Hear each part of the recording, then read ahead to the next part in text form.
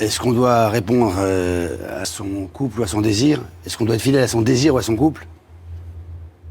J'ai pas la réponse.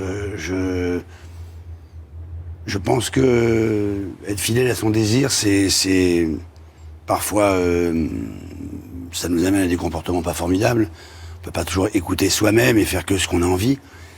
Après, il y a des moments où j'ai toujours dit, je vais répondre autrement.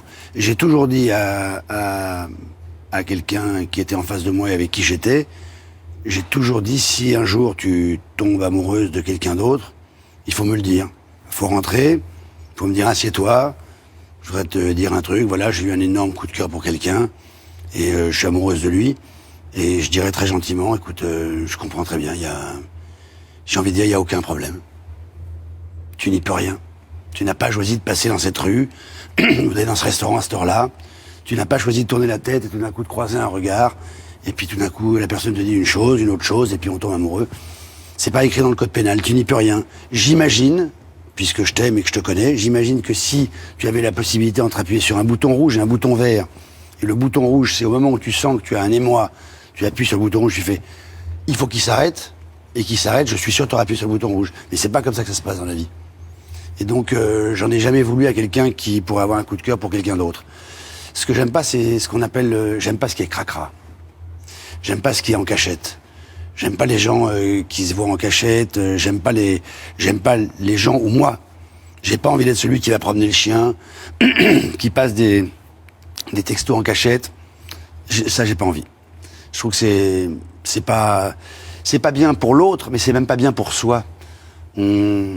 C'est pas agréable, on se renvoie un truc pas chouette. C'est pas chouette.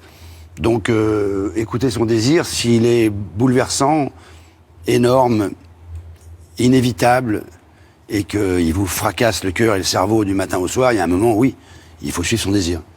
Mais si les désagréments de suivre son désir par la peine qu'on fait à l'autre sont supérieurs à l'agrément qu'on a de se faire plaisir pour un moment, c'est clair ce que je dis, non? Ah oui, oui.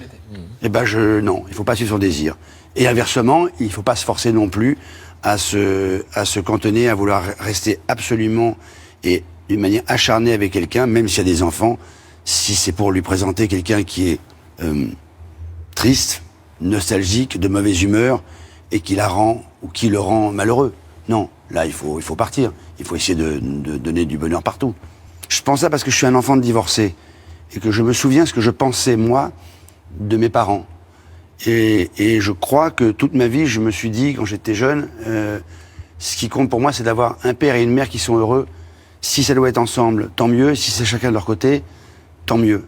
Mais et donc, de ce fait, je me dis que si par hasard, moi, je ne serais jamais resté que pour faire plaisir à des enfants. Je pense que ça leur fait pas plaisir. Je pense qu'il y a une atmosphère qui règne quand on n'aime plus, qui est à couper au couteau, qui est insupportable.